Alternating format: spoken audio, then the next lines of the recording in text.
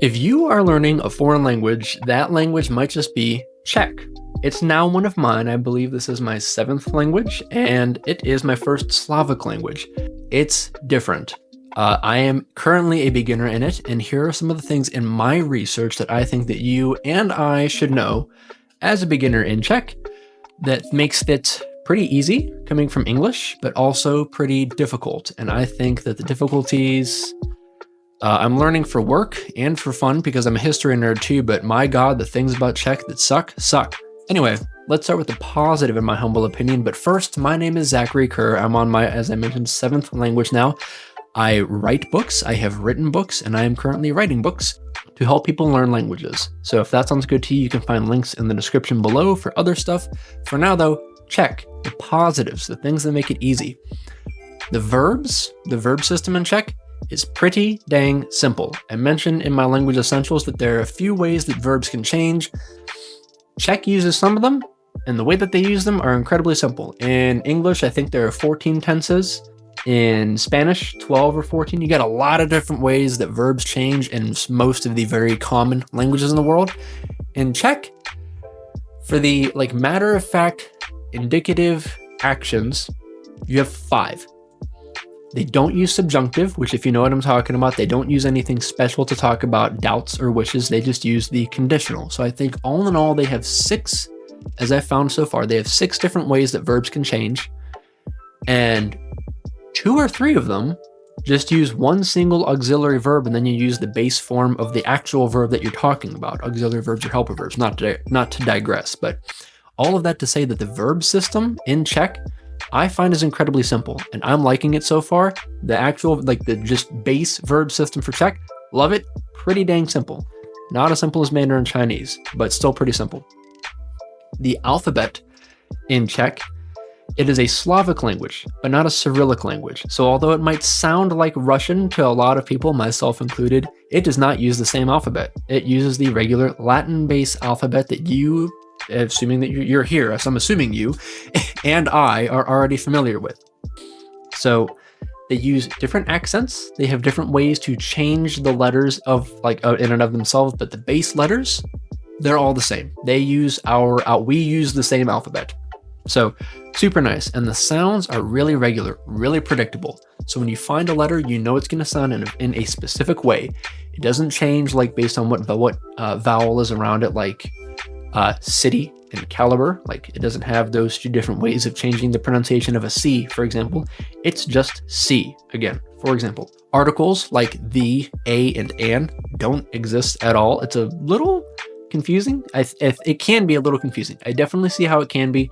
Maybe I just find it pretty simple because it's not my first foreign language, but I like the fact that there are no articles in Czech. It's one less thing that I need to worry about changing, and it simplifies things. It's one less thing that I need to learn, and I like that. And prepositions are extra helpful. I would touch on that here in just one moment because I'm moving right into the cons of Czech. The case system.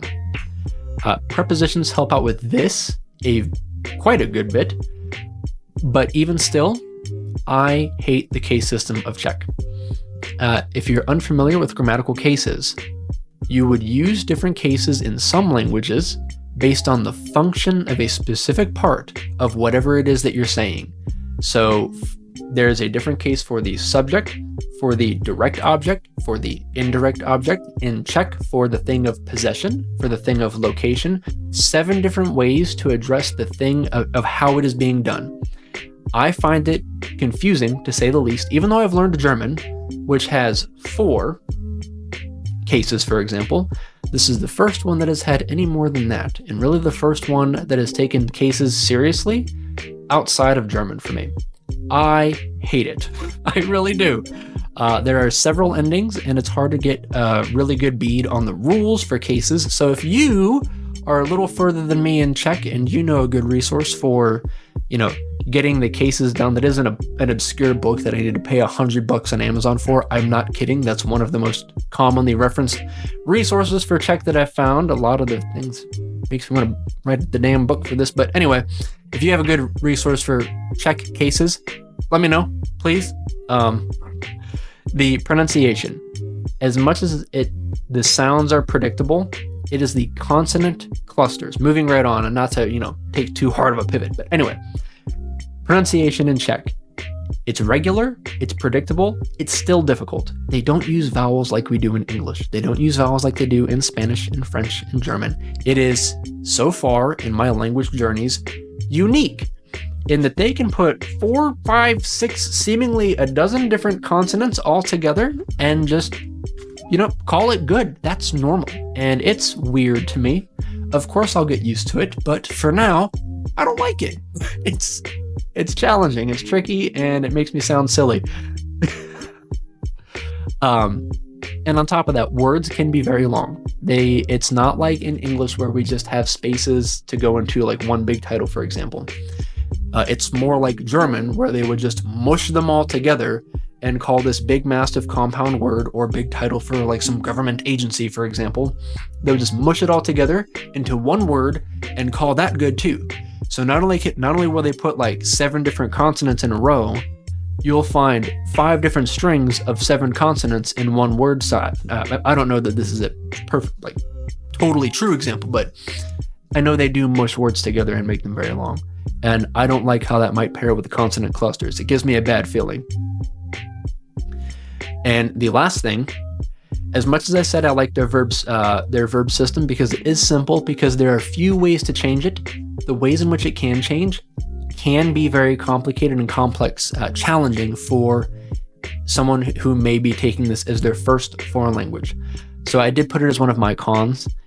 The reasons why it changes and how it changed basically make sense to me. But they have a really big emphasis in Czech on perfective verbs and imperfective verbs. They pay a lot of attention to aspect. And all that means, perfect and imperfect, is whether an action is done to completeness or if it is left incomplete. So that can be tricky. I absolutely see how it can be. The thing that I am still trying to wrap my head around, it's not with the verb system, it's with the verbs themselves. You can have several different verbs to say the same damn thing based on the aspect of it, but also based on how it is being done. And I hate that. I thought it was bad enough in Spanish, for example, where you have like 2 different words for to know, saber y conocer, like to know a fact and to know somebody, like to recognize something, or to have, like tener is like to physically have something. Haber is like to have to do something. That is a way you use that to kind of put that in there. Anyway, I'm kind of getting off the point though. You can have a different way of going if you're going by foot, if you're going by car, if you're going by plane, if you're going by train, and so on and so forth. It's not applied to every single verb. At least I freaking hope not. But the ones that I've found, like some of the really common ones, you can have 12 different ways to say the same verb just because you're doing it in a slightly different way. And then you have a different form of each of those because you need to represent the perfective and the imperfective form of the action with a different verb. Normally it's just a prefix. So normally it's just a little bit that you add onto it, but even then, it's not the same prefix to denote whether it's done or not. So you have to learn it unique to the verb itself. And again, I hate that. The verb system is simple. The verbs themselves suck. But that is all that I had that came to my mind so far, at least in my to-date brief journey on Czech. Let me know if I missed something. Let me know if you think I could do something better. And again, if you have any resources for any of this stuff, please let me know, because it is not as common as Spanish, Mandarin, or any of the other ones that I've studied. So, books, channels, whatever, I don't care. Let me know. I need help. But if you've made it this far, thank you so very much. I really appreciate it. I hope this helped. Like this if you liked it. Subscribe if you want more stuff like this. And I will hopefully see you in the next one. Thank you again. Bye.